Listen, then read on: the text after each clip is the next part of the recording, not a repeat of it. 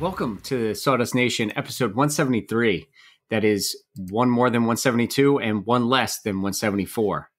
And I still can't believe that's a lot of math. I don't math so well, but I can count on my fingers. I still use my fingers to this day, and I'm 34 years old, and I love it. I had a whole intro planned, and I don't remember any of it at this point. So with that, I'm greeting you with my lovely voice. My name is AJ from Crafted and NJ, and tonight we have the lovely Josh from North Country Woodworking, as always. And tonight, Nap couldn't make it. He's doing fine. Everything's fine, but he's probably napping, just like Nap usually does. Oh, look, my wife is here. Hello. Hi. You're going to be on the podcast. Oh, okay. Yes. Cool. Cool. Would be the first time. Oh, there's my cat, too. All right. Bye now. Okay, bye. So anyway, today we have a lot to talk about. We've got a lot of questions that got sent in, some things that we're going to rehash. And I had something to ask you, and I don't remember anymore. So this is going to be a good one. As you figure that out, we could start off with our shop talk, and then maybe we can get to a point where you remember what the question was. Probably not. Yeah, mine will be quick. I got really not too much going on. I haven't started the 3D carve yet after Nap's amazing explanation and helpful hints. I still haven't started that. I'm trying to get through other stuff before I start that. Do a test carve. Throw something on there and go for it. It's not that easy. I got to watch it like a hawk, so I know I'm going to be in there the whole time. I'm going to be literally staring at it. I'm just going to be hands on the CNC staring right at it. What's the worst thing that's going to happen? I'm going to walk away and see. There's one thing that rings in my head with that CNC is because when I had my very first cutting board that I ever had to do a juice groove on, I did not want to build a jig. I didn't want to freehand it. Oh, I remember this. I said, what's the worst that's going to happen? I have a CNC. You program it in. I drew it out on Vectric.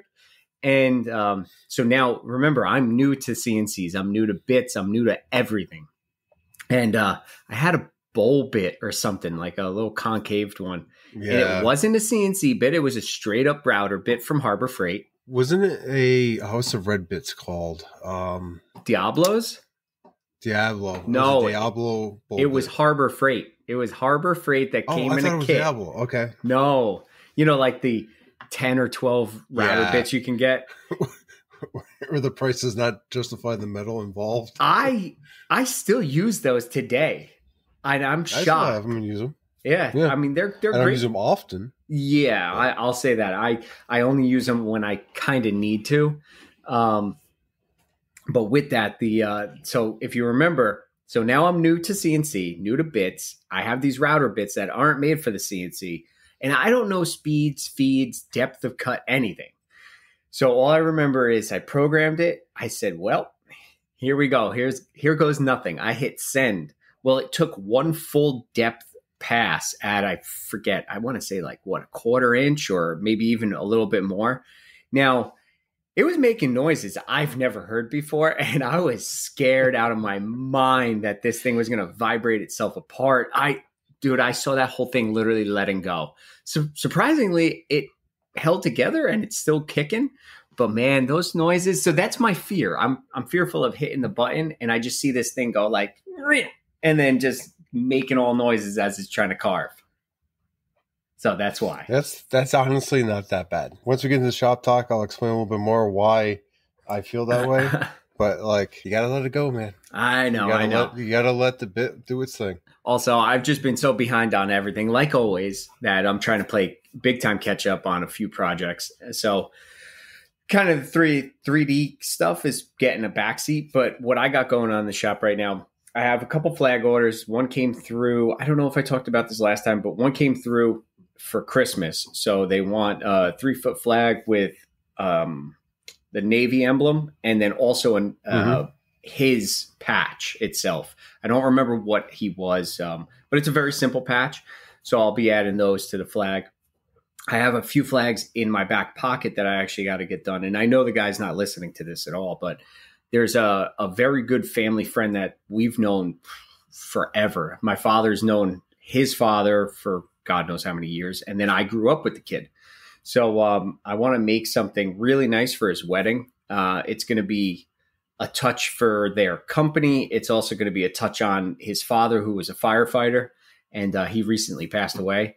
So I'm going to incorporate all that into a 3-foot flag and then give that as a little gift for his wedding that's up and coming in December. So I got very limited time on that too, but I figured I know he'll appreciate it, and it'll be a real good memory for him, with his father. So I got those coming up. I got a few standalone patches that I've been making. I made one for this town called Mount Zion in Illinois, and that one's giving me a run for my money because there's so many different layers to it and so many small parts that it was. I screwed up big time on it. I glued it all together, realized I forgot a base color. So I had to peel. Oh no. Yeah, dude. It was a fire department Maltese. So inside the Maltese cross pieces was supposed to be blue. And I figured, okay, I'm going to paint those blue and then inset them and then set everything on top of it. Well, I forgot the blue pieces and set everything down on the white. The only saving grace was I could hide all the mistakes. So I peeled everything up. Some of the white paint came up, but I was able to cover it and then get it done. But man, I'm telling you, my heart sank. I was rocking and rolling. I was putting it all together, sent the guy a picture, and then stepped back and looked at it. I'm like, oh my God, the blue pieces are 2 inches away from me and I completely forgot them. So the laser's getting a good workout, got some tumblers going. Nothing crazy. Just a couple friends wanted a few pieces made. Laser's going for other projects as well, other standalone patches, more patches for flags. So I got a lot going on, but a lot of it is also kind of a backlog. So, and that's pretty much all I got going in the shop. The past couple of days, I've had zero energy to even go back down there. Like over Saturday and Sunday, I had nothing in me. I tried my hardest, but man, I just sat on that couch all day. Sometimes that's the way it is, man. I mean, we're only human. And the longer I do this, the more I realize that like those breaks are mandatory. Big time. I was burnt the hell out at that point. And I guess I hate stopping. I hate taking breaks because then I just feel like I'm now further behind. But yeah, I mean, Kim tells me all the time, I got to just take a break. I take a break when I fall asleep because I'm too tired. And that's my break. No, you don't. You probably think yourself to sleep and pass out. I don't overthink. I never overthink. Well, besides overthinking and other things going on in the shop, that's all I really got. Not too much. How about yourself, sir? It's been 2 long weeks since I talked to you. Yes, it has. And during that time, there hasn't been too much going on in the shop. I've been trying to get out there. I just honestly haven't had like the motivation again. Like for some reason, I was actually talking to my wife Heather tonight, and I'm like, "What's happened?" Like we have what I feel is more time here, but like it's always busy. Like there's no time for where like in New Jersey, I was able to escape to the shop, do things, blah blah blah, and like here it's just like go. End of the night, can't do anything. Time for bed. And I'm like, what am I missing here? Yeah, we got a new puppy. Yeah, we moved. The job, it's about the same hours ish. It's just we haven't found that rhythm yet. Okay. And I think in Jersey we had that down. So we're still working on that. I actually got in the shop because I don't know if there's a woodworker across the street from me a little ways, but I heard a saw and it just, I don't know, it sparked something. I'm like, nope, not going to happen. I got to go pee in my territory. I got to get in the shop. So I got in the shop and I did a quick plaque real quick. It was something I already completed, but for some reason, I've been running the CNC a lot more aggressive than I have in the past. Okay. Now, Cadence Manufacturing Bits, he and I have had some conversations and he's told me multiple times I could run it faster. I've been kind of iffy about that. My CNC is belt driven, and on top of that, it's not as stable as some other CNCs out there. So I don't want to just destroy it to get faster results. Oh yeah. So after I put it together, I'm like, well, this is the best time to find out if I put it together right, and I might as well test that bit out, right? And I think I talked about this a little previously in the podcast, but we'll hit it again real quick. I ran that thing at speeds I never thought I would on. And I tore through material at like an eighth of an inch each pass, or maybe it was a quarter. No, it was eighth. And it just CNC handled it like a champ. I ran a little higher RPM than I normally do. There's a little bit of a different noise because of the higher RPM and the speed. But I was cutting things out like boom, boom. It's actually cutting things out at such a speed that one of my holds broke loose. Oh, wow. And like it didn't damage my piece per se. It did kind of dip in a little bit. And I was going to try to solve it with a little bit of sanding and whatnot. But since I am so new in the community here, this is supposed to be a gift for my shop that I currently work in. I want it pristine. So I wasn't going to even try it. I tossed it up to scrap wood and I just knocked it out like just before I got on here.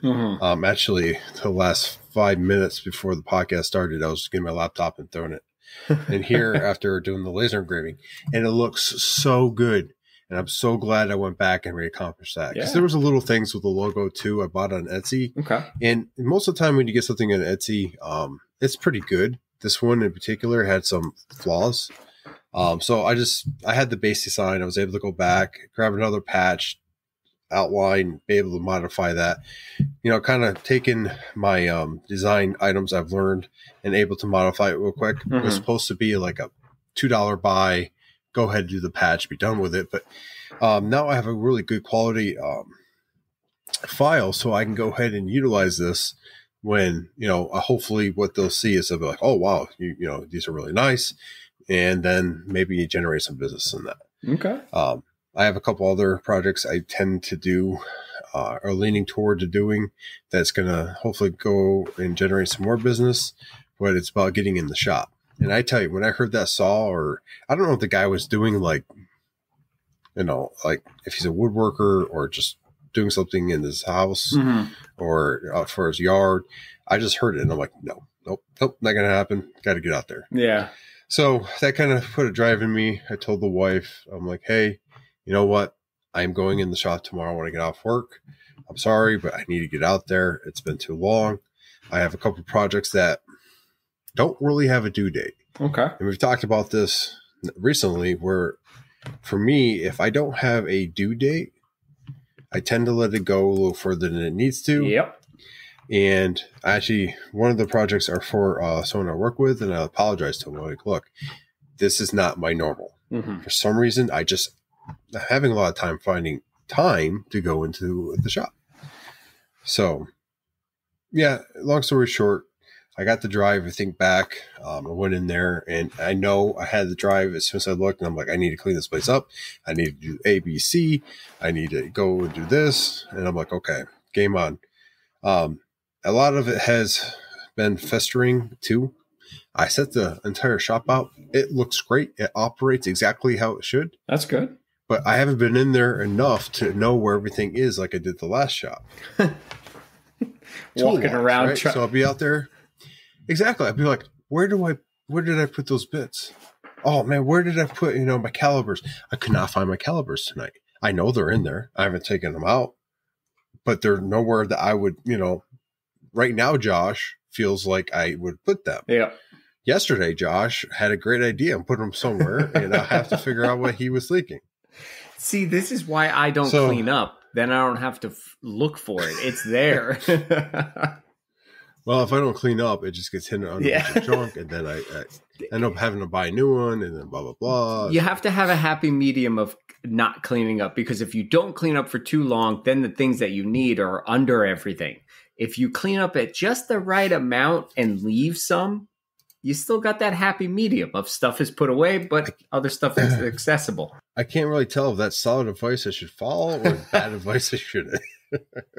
Let's put it this way. You moved and now you have a different shop layout. So you have an excuse.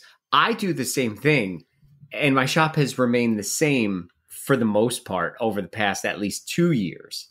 So, but there's something to say about that. It means that you have a setup that A, you're comfortable with, and B, that you operate well in. No. I'm saying you have changed. It has changed. It has, but not the layout is kind of the same. I just added a few more tools, but how you were saying you put the calipers somewhere and now today's Josh doesn't know where they are. That's what I live every day. Like every second of every day. Way to live, man. My today AJ and tomorrow AJ is the same day AJ because I literally always dude, I go like, I'm going to put this fisticuffs. You know, they always say you're always going to lose a pencil or you tape measure or whatnot. I lose drills. I lose nail guns. If my miter saw wasn't just like bolted to the cart, I'd probably lose it. That would be impressive. 100%. Anyway, back to your shop. You know, I still, and this is a throwback to previous episodes, even to when we were doing live on Instagram. I still have a framed dollar. This is break for AJ Crisis or something like that. Yeah, when I want to sell the whole shop. You know, back in the day. But yeah, so you know, I got this drive to go out there. I know how fast I can do this stuff. That's this almost a downfall on myself. Mm-hmm. I was able to put together this plaque in a couple hours. Okay, not even like it needs a little bit of sanding and the finishing, and I'll be done. But like, I know how to use my equipment to that extent. In fact, like I would be done already, but I didn't want to start sanding before the podcast. Mm-hmm. And it's not going to take me 5 minutes to finish that. Anyway, and that's where the person I work with, when he hired me to do a plaque, I'm like apologizing. I'm like, it's a knife plaque where he's going to have like a machete on there. Okay. And it's going to say some stuff. And it's going to be mounted. Yeah. Me with another knife plaque. I know you guys all calm down. I'll be okay. But long story short, I'm going to knock that out here. I do got to do a glue up because I am still utilizing the wood I brought with me. So I'm trying to keep that going until I don't need to. Okay. But yeah, I have a lot of different projects I want to go out there and do. I want to do another badge of acrylic and then put a nice backer on there and then give it to a local shop. I actually am doing, for the first time ever, be doing the Makers Never Forget Challenge. Oh, nice. That Corey Matthews hosting this year from it's Cardinal Woodworking. He took it over this year, and he's a good friend of mine. And it's not the fact that he's running it that I'm joining this year. It's the fact I'm actually in a place where I believe I can do a quality product and feel comfortable giving it out. Because that was my, I don't want to say excuse, but reason in not doing it in New Jersey was just because there's a lot of that going on. Uh-huh. And here, I don't know if there is. So, yeah, I'm not really tied into the woodworking community here yet, hoping to get a little bit more. But I have a sense there's not that much going on as far as that type of work. So I'm going to do a flag for our fire department here in base, their first responders, the military personnel. And, I think it'd be nice to hand over a custom-made flag for them. Nice. And I know you are a veteran yourself when it comes to this challenge. You want to talk a little to it? Yeah, I was going to ask you. I know I saw it, but I don't remember. And for the people listening, mainly because I don't remember, did he say it was specific to military, or was it kind of just a broad spectrum of first responder or military or someone like that? I believe it is first responders or military, okay. Either or. And yeah, either or. I'm just doing the dual because for me, I have access to that group easily. I mean, I could do something off base, and maybe I will. I've always planned on doing that. Mm-hmm. Now that I have a little bit more time getting back in the shop, I might do a 3D carve flag and throw it out there. Yeah. Because I have not done one yet, and with the guidance of Ben Warren, I think I definitely have not mastered 3D carving. But I've dipped my toes enough into it where I am confident I could produce something worth giving. Okay. So, and he's from Beachheim Woodworking himself. If you haven't heard us mention him before, wonderful guy, very knowledgeable with 3D carving, good friend. So you should talk to him about your 3D carving too. Yeah, Ben and I have been in touch a little bit. He told me to ask him any question I might have with it. I gotta get through a couple things, and then I really want to dive into it. I'm taking a full month off after the holidays, full month. I'm going to not take any custom order projects, nothing like that. Not a month off from doing anything. I'm still going to be doing stuff, but I'm not going to do it for any custom orders. I'm really hoping that I can get everything knocked out before January 1st. And then at that time, then I'm free and clear for a month. If an order comes in, I'm pushing it off until at least, end of February or middle. Or I'll probably just start it because me, I won't be able to commit to taking that time off. But I hope you do, man. I think this would be beneficial to you. Yeah, I got to get a lot of cleaning done. I really got to go through the whole shop. I really want to get everything organized to the point where I don't have stuff just laying. I mean, if you see my table back behind me, that thing is a disaster. That's just one little item that's dirty. Everything else is too. But anyway, back to the topic at hand. You asked about Makers Never Forget. This will be my third year. Last year, I was not able to partake in it. I wanted to badly. But the gentleman who was putting it on prior, he was tied up with a lot of other things. And then the challenge just kind of had gotten forgotten, which is horrible. But it snuck up on us, I think, before anyone really knew it was upon us. So the first year I did it, I gave actually my wife presented it because I was at work that day. So she presented it to our local police department. And that was my second flag I had ever made. So they have it. They probably burned it by now because they didn't like it. No. So then the second year I made a flag for a very good, actually a very close family friend who was a Marine. And I made that and I gave that to him. So then last year I was going to do a whole mess of different things. I was going to do like 3 or 4 different flags for other departments. Actually, you know what? The first year I did it. Nope, I lie. How many years is this? We're getting old, man. This is be my 4th year. That's right. Oh my God. Yeah. You said 3. I'm like, that don't sound right. Yeah, no, this is my 4th one because the 2 of them prior is some crap. I did one for a local fire department right down the road. In the same year, I also did one that's a little further away fire department. I did one for them and another fire department. I did 3 fire departments in 1 year.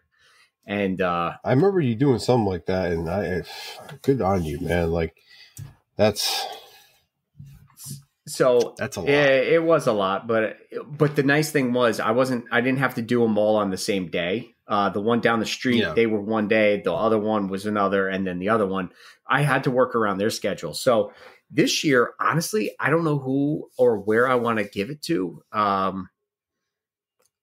might branch out to the state police because they have a post not too far from here. And I'm thinking of reaching out and seeing if they'd like to accept it.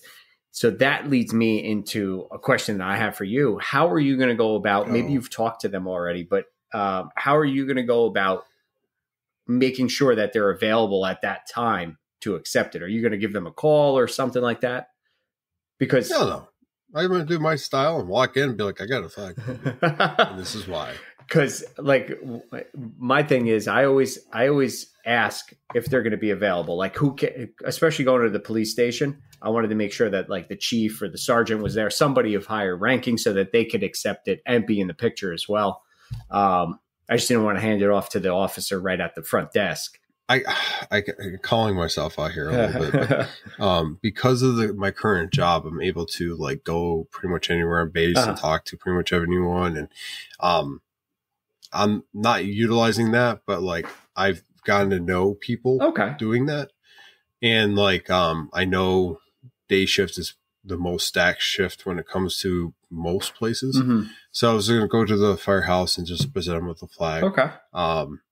That way, they can, hang it up there. They can choose what station they want to hang it up. Maybe I could do one per year and, populate the base. Who knows? But I thought that would be the perfect way because it's people I already kind of associate with in some way or form. And I don't really have to do much reaching out for that. I would like to do one hell, if I had enough money and time, I'd do one for, everyone I could think of. Yeah. But, I've been wanting to do this and I've been holding myself back. It's just probably because I didn't know anyone in that, department or a department. I've done some work with firefighters before, and I was going to make them a flag, but then I lost contact with my contact.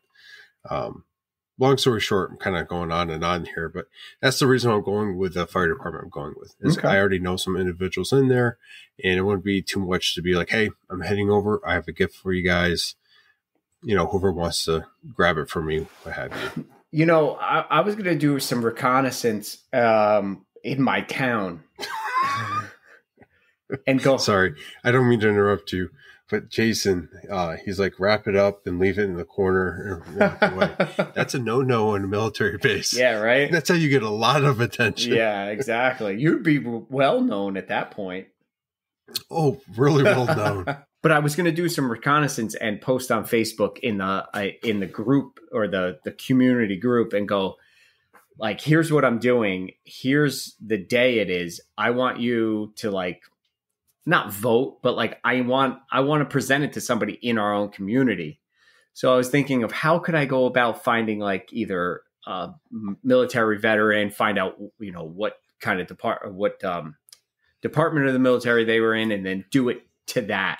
But then I'm like, but then it kind of ruins it. Yeah, a little bit. There are plenty of people within the community that are first responders and military. And like, I know they don't get enough credit because like there are a few people I'm thinking off the top of my head that work extremely hard at their job and have to deal with some extreme measures. And they still do woodworking. They still manage to do some incredible stuff. Sorry, my little puppy's running around, and we're still at that stage where when she starts running around, I'm looking to see if she's going to pee. Yeah. But for the most part, she's doing good. I digress. It's a great challenge. And I kind of regret not doing it sooner. I'm glad that this year that being run by a great maker and also a first responder, Corey is one of those people I was thinking about. Oh, yeah. And with that, I'm happy to support him and that challenge. We'll see where one goes. We'll go from there. That's all you can do. But yeah, I think it's going to be my first 3D carved flag. Nice. He hasn't posted in a little bit, and I'm curious how many states are filled up right now. Because on October 6th, so about 11 days ago, it was it was filling up, a little bit. So I'm excited to see where it's going to go this year. But I mean, for our own towns, it's something that I look forward to. I look forward to it every year. It's on Instagram. There's at least 2 pages that I know of. The Cardinal Woodworking, the one that he's running now is makers.never.forget. The other one that was, just pulling it up here, the one that was one long word with no spaces, no dots, no nothing, that one was the original. So if you're looking for it, look up makers.never.forget, and then you'll come across it. Right now, he's got only 5 posts, and you'll see there's the post explaining what the challenge is for, and then also a map that's starting to get colored in. So it's a great challenge. I love doing it. I love being able to give back, especially in your own community. I've thought of branching out really far, like within the state still, but I'm like, I'm never going to go, either down South Jersey or something like that. I mean, I was thinking of doing one for where I work, in that town one time. So maybe next year I'll do that. I'll branch out a little bit, but also I want to get away from I have so many different ideas for a different style of flag. I want to do a nurse's flag. I have a really cool idea about that. Maybe a split flag for somebody that I know is either both police and fire, or maybe police and EMS or whatnot. But it's a pretty cool challenge. I like it. I love the idea of it. And it's awesome that you're going to be part of it this year. Yeah, I got it, man. You haven't been. I'm just saying, like, you never were on it. Not like since you never been, because you're too cool. But yeah, I'm looking forward to it, and it's going to be a little different. One of my first products, that 3D carving. I got an idea. You could make a pretty funny reel. I mean, you could carve something for for yourself, and you could just put like one of those mustache with the eyeglasses and nose. Could absolutely. So for those that don't know, I'm growing a mustache. It's for Halloween, and it's kind of a twofold thing. So a guy that when I first got here, he's had a mustache the entire time, and he lost a bet, and he had one. So I never saw this guy without a mustache, and then he just goes up and shaves it because the bet was over. And like I saw him, and it looks weird. So that's all I've ever seen him with. So I said, I'm going to start growing one because you shaved. Someone has to get the mantle and carry it on in the shop. So I started it, and then I thought about what I want to be for Halloween. And I'm just going to grow it to around the Halloween time and shave it, just for giggles. I will take guess. DM me your guess what I'm going to be for Halloween that requires a mustache. This is a week. I mean, you're growing in a pretty good cop stash right now. That's craziness. I was with a mustache once. Kim didn't like it at all. The guys at work were like, the one guy turns around, he saw me, and he just stuck his hands up. He's like, look, man, I got nothing on me. I mean, I looked like straight up cop. I mean, like straight off. Oh, yeah, of course. Because, of course, I had, the clean cut haircut and whatnot. It was good. That's all I got for a good week straight. And they're like, please grow it in. I'm like, all right, I will again. I told Kim, I said, I'm just going to get rid of it all. Well, I mean, you could, and then she'd kill you. Yeah.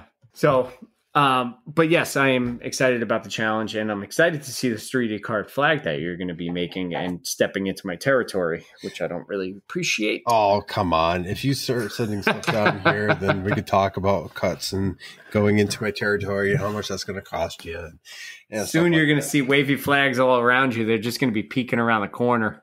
Yeah, the ones I'm going to do, absolutely. No, mine. You're just going to see a 3D lasered layered piece sticking around the corner. So, I know you stepped away, but if you got nothing else for your shop, you want to dive into a couple of these questions. Yes. So I'm almost on my shop. I did want to hit on the 3D carving just a little bit because it's such a big deal for me to actually get into this. If you remember previous episodes and me talking about it on Instagram, I've had some issues with 3D carving, and I've already told you guys that I'm doing a lot better with it. But the fact I'm considering to do a flag, it's a big deal. Oh, yeah. The machine is doing so much better when I don't know if it's something I adjusted or if it's the settings. It's hard to pinpoint. It could be a majority of a bunch of different things. Okay. But coming down to actual carving, I really want to do a large project, and I'm going to go ahead and do my a challenge coin rack for myself, and it's going to be different. I'm actually going to have to do, I think, 2 pieces of the same length and width and height and all that, because the way I'm going to do it is I am going to carve out my wings from when I was flying, and then I'm going to carve another set of wings, and I'm going to put the first set down, carve out a place for a tray, and then cut the second set into strips and for a place for a coin and put it in there. So when you look at this thing dead on, it's going to look like a full set of wings of coins in there. Nice. So it's going to be in the empty row, so it'll look like it's not even a tray. It's going to be a little bit more difficult, and it's going to take a little more effort, but I think it's going to be worth it in the long run. So we'll see how that works out. I have a lot of plans for the shop and different things. I have time right now, and I have some projects I need to get complete, but with that, I have more time than I ever have had since I've had this equipment. And I have a lot of things I need to test out and try to, update and whatnot. And that includes my website and stuff like that. Things I was going to do when I was in Texas, and I just didn't do. So I learned a lot there with programs and, with different people, different stuff. But I didn't get to sit down and actually update my website, which has the good stuff on it, but it doesn't have any of the most recent. And that's what I kind of want to advertise, because I think a lot of my more recent stuff before I left Jersey is pretty good. and I want to get that word out. But yeah, man, that kind of wraps up my shop and what's going on out there. It just feels good to be out there and knowing I still got it. So, what is your website active? Yes, it's active. It's northcountryww.com. And it definitely has a banner up there saying that the shop's not open. I just haven't removed it. Again, I haven't had time to work on it. But it has a good inventory on there and some good examples, but I want it to be more. And Shopify is kind of difficult to learn, but once you've learned it, it's not so bad. But yeah, I was looking at it today and I'm like, I could definitely do better than what I currently have up there. It doesn't really have. I'm gonna buy a custom shadow box from $0 USD. No, you got to choose the options, and once you choose the options, it starts going price. Damn it, dude! I was getting a free one. But yeah, I get a lot of custom orders up there. So basically, nice. I have it where you can buy whatever you see, but there's a custom order form that you can go ahead and utilize, and that actually is where I get the majority of the business from there. I'm not saying I get a lot of business. It's more of a storefront, and then they come to me and I give them a invoice. I have had a couple sales on there, but a lot of times it's more communication invoice and go from there. So it does generate sales.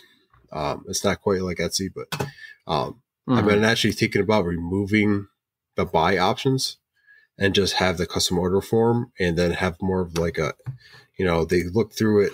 They see what they want. They contact me and we customize it. So yeah. Okay. That's how I have it. I don't have anything by now. And I think the only thing that I would ever do like that is if I had stock items where I knew I had, like a few flags of this, a few plaques or whatnot, then that would be my buy it now. But you want anything custom, you're going to have to send me a message. And it works out good, especially with the way I had that set up. Because I'm able to put everything in everything I want, how I want it. It represents me, my shop, and I don't want to say style because I have lacked that. But it's just, I look at that and it feels much better than Etsy page. Do I think Etsy page is important? Yes. I think the more avenues you have for people to find you, the better. It's just one of those things where like wherever you're comfortable, sometimes you have to, get out of your comfort zone, but, if you're more comfortable doing your own website, go do that. If you want to do both, do both. If you just want to do Etsy, just do Etsy. But I like your website. I like it a lot. I'm using Squarespace, and it's more of a professional web designer. Like, there's too much stuff for me. I just want to, I wanted it to be, when I first signed on, I wish that the thing would just go, what's your header? What do you want this to say? These boxes, what do you want? And it like a quick ad. Squarespace is like, you must know how, you got to know how to build a website to use this program. I got it finally, but it was a pain in the butt. But yeah, I think in my personal opinion, I didn't get a lot of sales on Etsy. In recent times, I'd probably say within the last month, I've been seeing a lot of videos on TikTok and Instagram saying how a lot of creators are going away from Etsy because they're either doing some shady stuff on Etsy, like Etsy's pulling their stuff off because of really no reason. They weren't paying them correctly. There was issues with, I want to say there was something else that was a real big issue. This lady's shop got shut down out of the blue. Meanwhile, she was a star seller. Yeah. So I've heard a lot of people talking about how they're ditching Etsy and doing different kinds of avenues. I personally don't use Etsy. I have it, but I think it was more of a pain only because you had to stick to Etsy's rules, like when you could ship it out. If it didn't get shipped, then you got a demerit on your profile and whatnot. You definitely so like I'm never one to have, okay, this says it's going to be done in 2 weeks. I'll get it done in 2 weeks. There's just no way. If I was doing this full time, it'd be different, then I could take that time to really focus on it. But for right now, I'm not using Etsy. I'm not even pushing any of my stuff. I want to sell more, but I'm not at this moment wanting to. So maybe eventually I'll get back on Etsy or some kind of form like that. I got really spoiled when I was in Jersey. I had a steady flow of people coming to me without advertising or having to really start up. Nap kind of went through this when he did his move, and I kind of saw it coming. It was more so of actually getting in there and getting it done. And in my mind, I was like, I'm going to complete this. I'm going to get out there. I'm going to, sell myself a little bit. But, that time, in my mind, like at the end of the day, I'm going to bed. I'm like, what did I do today? There was like this last weekend, people asked what I did on Saturday, and I could not remember. I was that busy. And then it slowly started coming to me once I thought about it some more. But, I definitely, if bare minimum, but I'm going to set this goal here on the podcast is update my website with some more recent pictures. That way they can see the scope of what I could do. And then from there, get done or at least started with some of the projects that I owe. And I have a new Sawdust Nation podcast sign I'm creating for me in the shop. And I've already done the majority of the work. I just need to do a little bit of epoxy work. And I want to go and get a little more on the lathe. I've already started turning some more. I bought myself a nice from Woodcraft. It's a Recon 8-inch slow speed grinder and the Wolverine grinding jig too.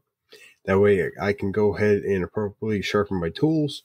I'm waiting on the Wolverine jig. That's why I'm kind of slowed down on turning, because I can definitely tell they need to be sharpened. But the Wolverine jig is back ordered, and they don't even tell you when that's going to happen. Okay. So I have a lot of things cooking in there, a lot of things I like to get completed. And I definitely want to get at least one or two of those things for next week's show. But we got time. If you're good, let's go ahead a couple of these questions and answer some of these guys back. Jason's asking about the different storefronts. Yeah, and there's Etsy, Squarespace, Shopify, and I'm sure you type in, business website, whatever.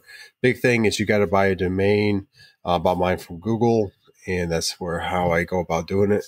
I try to get my name out there as much as possible. So I do have Etsy, Shopify, obviously Instagram. I have a TikTok. I have a YouTube that's not really used. It's more for a placeholder for future projects. I have a Google business page as well. And I think that's it that I know of. I'm sure there's something else out there. But any one of those will get you, I think Google Business allows you to have a storefront, if I remember correctly. So it's do you pay for your domain monthly? I'm sorry to cut you off. No, I think I paid for mine for the first 5 years up front. Okay. Because, I got mine through Squarespace way long ago. I forget who was talking about it. I think the guys on another woodshop podcast were talking about it. And I immediately went out to Squarespace and I was like, oh, for $20, I think it's like $20 a year or something like that. It's it's not expensive. No. You get to have your domain. So I did it immediately. So that's why I was curious if you paid monthly. Once you have it, you can keep on it. You get first dibs once it runs out.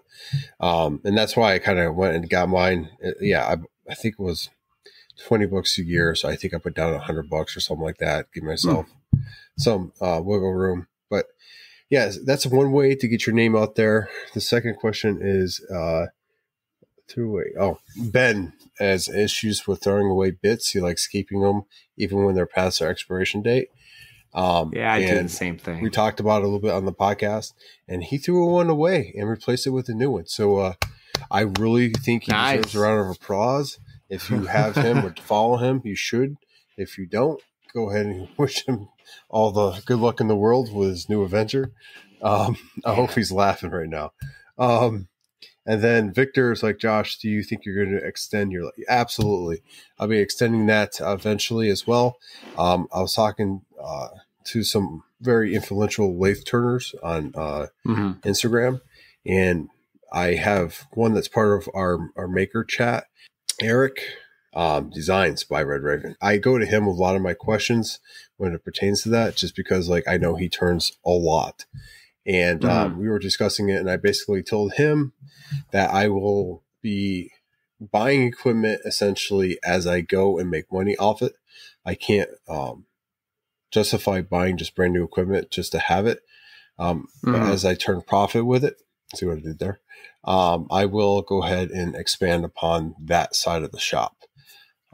I did invest right away for the sharpening system because you have to have sharp tools actually do the jobs.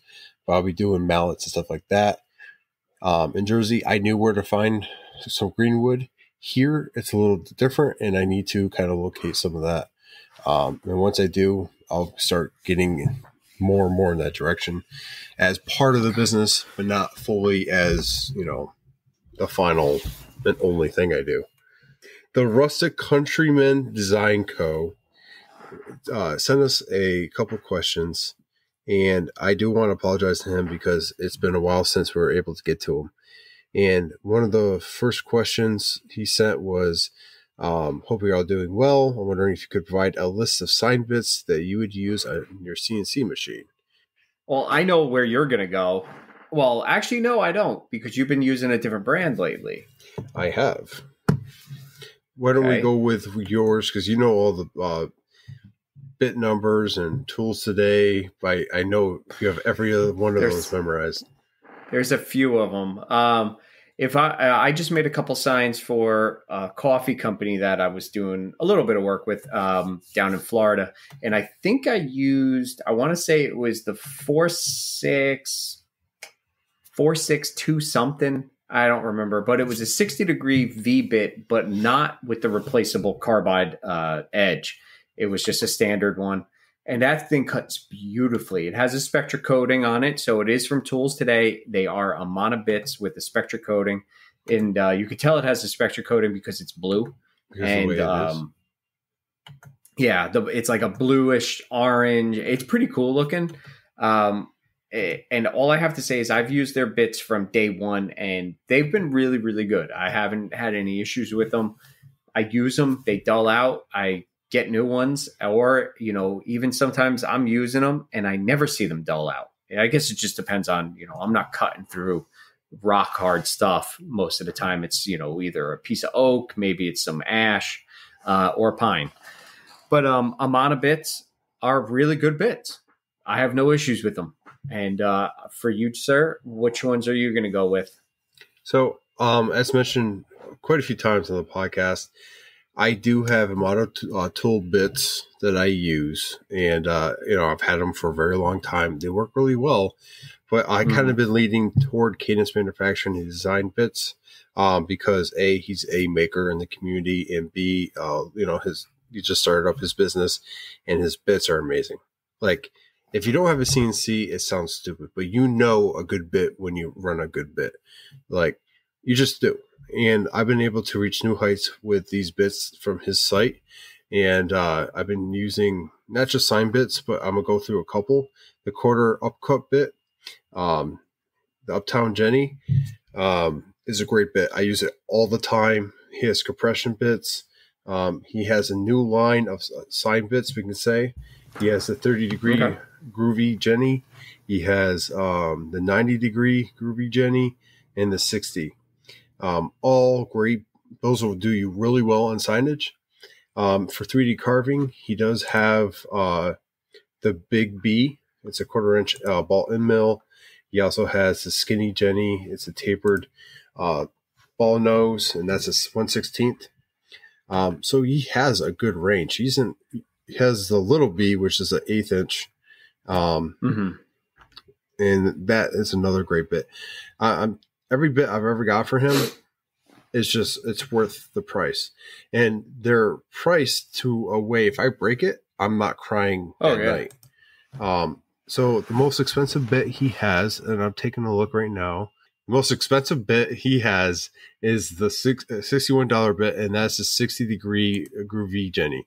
And for a bit, that's not bad. These things last forever. I think I've had I probably overused it a little bit, but the upcut bit for over a year, I've been using the same one, and it still cuts like a dream. So I mean, I'm really gonna have to buy one of these because I'm reading his little description, and it says it's the world's first down shear V bit. Yes, and the reason for the down shear is to keep like top coats from fraying, like if you're using Aura mask or anything, which I always have issues with. To get to there, yes, and like I am going to be honest with you, I have not used any of the is 30, 90, or 60 degree bits yet. They're on my wish list, but I know like Knapp has used them and they work like a dream too. Like every product that he produces is researched and tested, and it's worth getting, or at least taking a look at. He's on Instagram. He's on Facebook. Yeah. And I know on Instagram, if you reach out, he'll definitely one-on-one talk to you. Really nice guy. You can go to his website at Cadence, mfgdesigns.com, and go to his shop, and shipping's extremely fast too. I've needed bits because I might have used an 1/8 inch bit when I wasn't supposed to be using an 1/8 inch bit, going as fast as I was supposed to go, and overstrained it. And I needed one to finish the project. And like, I don't want to say it was overnight, but it was definitely very fast. That's good. Hopefully that answers your question, man. When it comes to what kind of signage. And I'll even do one better.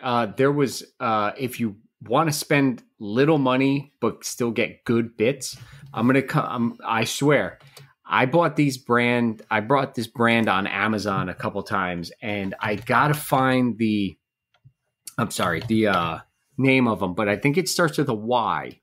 And all I have to say is, like, if you're, of course, because everyone tells you, oh, don't buy tools today or Amana when you first start because you're going to be breaking bits, which is true. You're going to spend a lot of money, possibly break the bits. But there's a brand that I buy from Amazon every once in a while, and they're actually superbly, that makes no sense. They're super. They cut perfect. They don't leave a mess. They don't make any different noise. They actually cut really, really nice. So I'm going to find that now while you ask the next question, because this will be a nice bargain. You get the best bang for your buck. You get a good bit for very cheap. Yeah, and honestly, I would try a range of different bits wherever suits your needs. You can listen to us and you can try these different ones, but honestly, if you do enough of carving, you're going to have your own preference. And these are just a few of ours. So with that, let's see. Let me get back to the list of questions I had here. What is some of your favorite types of joinery to use in a project? I do a lot of edge gluing. Well, I mean, it's not wrong. No, I don't have one. That is something I want to work on when I'm here. I definitely want to try different types of joinery that I haven't utilized before. Something a little more refined. I've used dovetail, half-line dovetail, box, or finger joints, whatever you want to call those. Mm-hmm. I've used splines. I've used different, dowels, stuff like that, to get completed on the project. I don't really have a favorite at the moment. I like the dovetail look. I don't break out that jig very often, so it is what it is. Me neither. Yeah, I don't want to hear. We're not going down that. So dovetail for me, edge gluing for AJ. He has a few questions because we're kind of behind, unfortunately. We'll answer this last one, and then we can call it a day for the podcast. So he is in the process of building a all red oak vanity. Needs some epoxy for some knots, bug holes, and some larger bore holes. If you would, I would appreciate a link for the Totalboat, which we're going to give him, and he'll post the pictures when completed. So I have done a golf chart for my kids, and this ain't it's more of a statement, but we'll go into it like it's a question. And I used some epoxy, but in the end, I actually just went ahead and if it's not deep, you can go ahead and use Halcyon to cover it up. It will level out and dry and be clear. It does fairly good. So, my stuff wasn't that deep. Some of the stuff you have, high performance epoxy would definitely do you well. Totalboat is definitely what I prefer, just because like I've had nothing but good experiences, and it's forgiving because sometimes I don't do math well, and even when I don't, it does fairly well. So I can't complain too much. I'm gonna rock the boat around a little bit, but I don't use any Totalboat anymore. Yeah, I walked away from it. I use a super clear epoxy, and I have to say I like it. I like it a lot. But why do you like that better than Total? The Totalboat for me, now maybe it's just because I'm inexperienced with epoxy, but I would mix it exactly how they need it. I got the cups, the measurements. I did it exactly to that. I would either have a ton of bubbles, or I would have it yellow on me. Like it's so in the pumper, I always left the pumps on. So when I went to go use it, I squirted out a couple because the thing was I could feel that it was like something was different about it, and it the whole inside of the bottle had yellowed, and I didn't notice it until I went to go pour it. And I've poured it into this plastic mold, but it wasn't a reusable mold. Mm-hmm. It was just going to be encased in it. And so I ruined the whole thing because it was already there. I couldn't take it out. So I ruined one project with it. I've always had bubbles with it. Never had good luck with that. I had it cure on me really long. I had other stuff go really hot on me, even though I measured it completely right. I think my biggest issue was the bubbles and the yellowing out of nowhere. And with the super clear, it's a much thinner product. So the bubbles get out of it as well. For the Totalboat, what kind of epoxy were you utilizing? Was it different types? Was it one type? I used deep pour once, which was that worked out, but I had a ton of bubbles. The only way I would have gotten rid of the bubbles is if I had a pressure or a vacuum pot. I've also used what's the high performance stuff that's just for normal pours. Epoxy, slow, medium, fast. I want to say this one was slow. I also used the fast. I had issues with that. I could not get it to stop overheating to the point where it got really, really hot.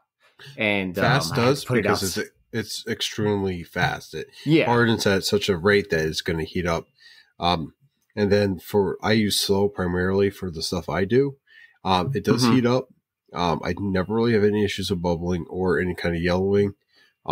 It's my preferred one. I use fast very rarely because it does get hot. It doesn't affect the piece at all.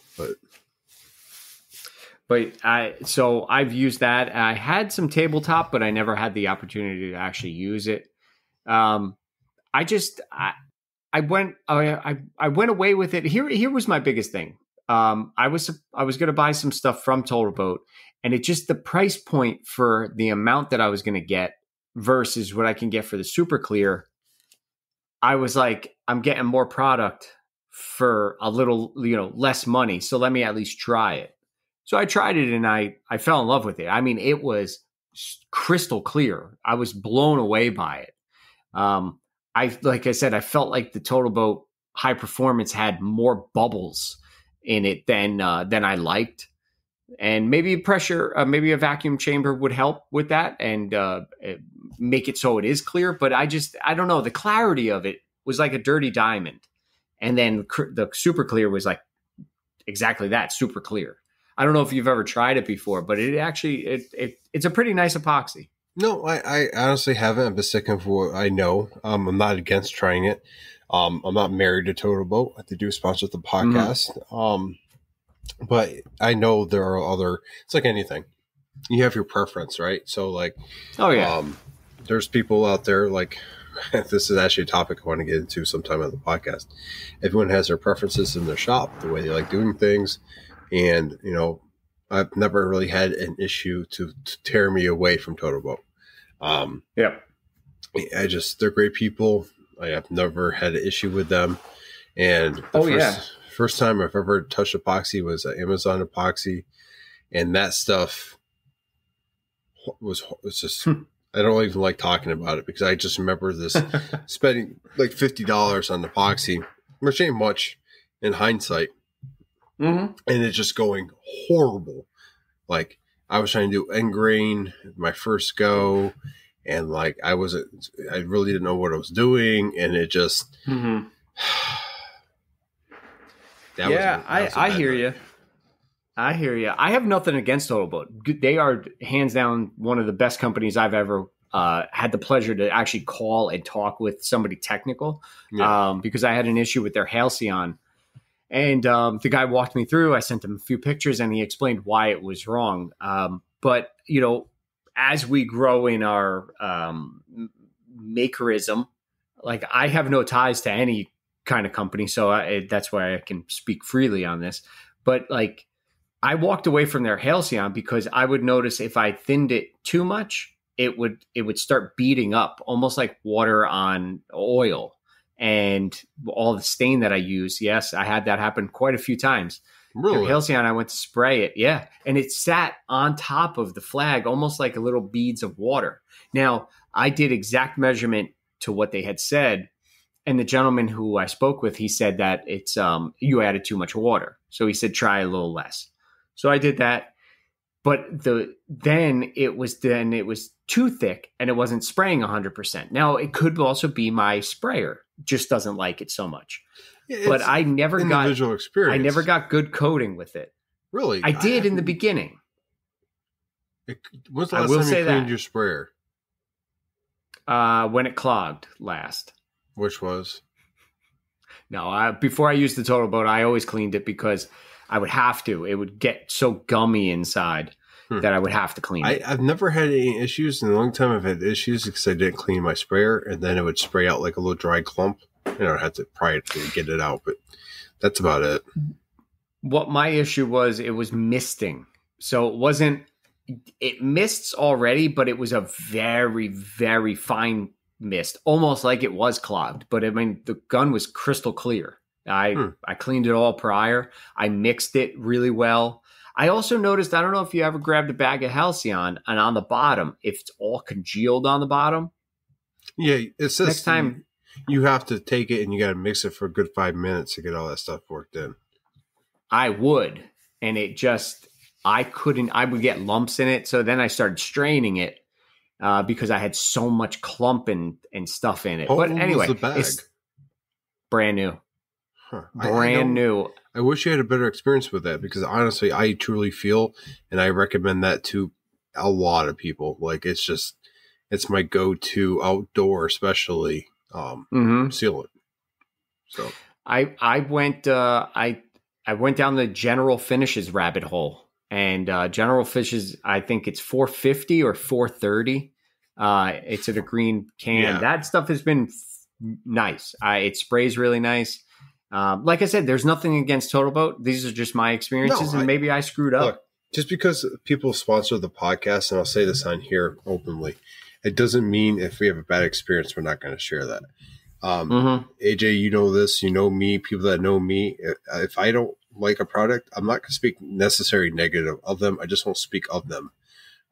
And if I have a bad experience, I usually figure out why. I try to figure out if it's me or not. There's only been one time in my time on social media doing woodworking where I lost my cool and I went and slandered a particular company, and I took the post down right after. And it was because I bought a tool. I was on a deadline, and that tool was basically the last bit of, what I needed to do. And I went to remember use this it, tool, and it just fell apart. It fell apart on me. I needed, Does it help you do holes? Does it guide you to drill holes? It does. And was it red? Yes. Like a burgundy red and black? Yes. Yep. And it starts with an M and ends in Islescraft? Yep. You nailed it. I was just so much, because this was the first hole. I didn't even go like a quarter inch deep, and it falls apart. And it's just one of those moments where I had to go ahead and do some makerism and get it done, which I could have done before, but I was trying to do it right. I was trying to get the right tool for the right job, right? And that was not the right tool. It was just not right for that job because it's just, I got my money back and, good on them. They offered to send me another one. I'm like, nope, I'll just take my money back and be happy. I have since bought a Rockler jig and, I had that in the shop. I actually sold my, my drill press because of it taking its place and, been happy with that. So, but yeah, it's just one of those things where like sometimes you have a bad experience of one-off on a product. It could be how you're storing your stuff to how you're spraying it. It could be a bad batch that you got. The results you were seeing were not something you liked. That's perfectly fine. Long story short here, we're not here to BS anyone. That's a complete opposite. We're here for the community and we're here to let you guys know our thoughts. And I'll be totally honest with you when it comes to certain things. On pretty much everything. But yeah, I mean, just because they sponsor us or the podcast, we don't align ourselves with things unless we believe in it. And once we find out those referring to some other stuff that sometimes things go awry and they stop aligning themselves with the right morals and reasons, we will depart from that and go in a different direction. So I hear you. Real quick, I wanted to circle back a little bit on those CNC bits, and then we can cut it. But the bits were by a company, Yonico. It's YONICO, or SPE Tool, SPE Tool. Both companies. The Yonico, I have a lot of router bits from them, and they are really, really good router bits for cheap too. So, I mean, you break one, you don't feel so bad, and they work. So, I mean, why not? So those two companies are ones, if you're just getting into CNC and you want to, get some inexpensive bits and don't want to have to spend a whole ton of money, definitely look up Yonico or SPE Tool, SPE Tool. I wish I could think of the company. There is a company that's much like Cadence, I believe, that does his own bits. And he asked me. It starts with a V, Vortex, I believe. Vortex, yes. Long story short, there he does, has his own line of bits and whatnot. I plan on trying to grab some of his and trying it out. I just haven't had a need. Cadence Manufacturing bits has supplied me with enough quality bits where I don't have to buy like I used to. But I'd be willing to try that out. But Corey over there is a good guy. And is it Corey or Cody? Now it got me wondering. Over at Cadence. Excuse me. I think it's Cody. Cody. I was talking about Corey earlier on in the episode. But yeah, man, let's go ahead and wrap this up. We're about hour 18 in as we speak. Yeah. So if you want to go ahead, you want to take it out, or do you want to go first?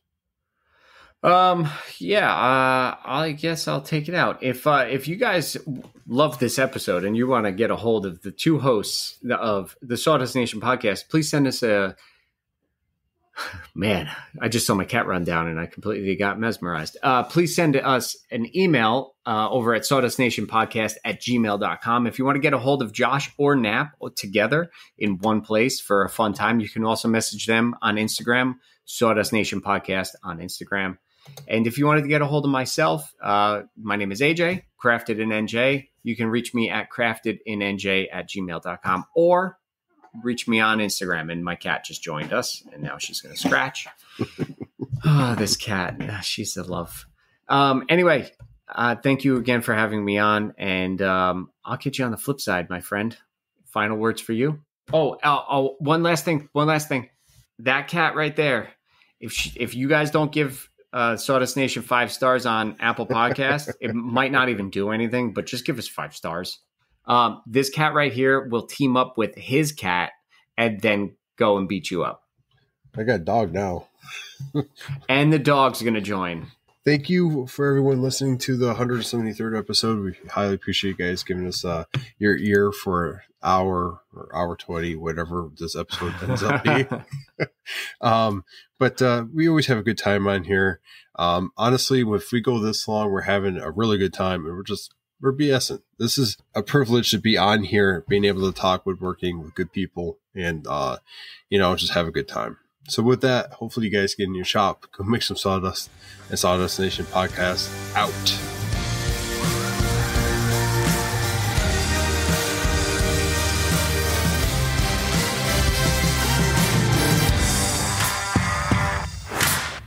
Oh, she almost completely fell completely off. Oh, man.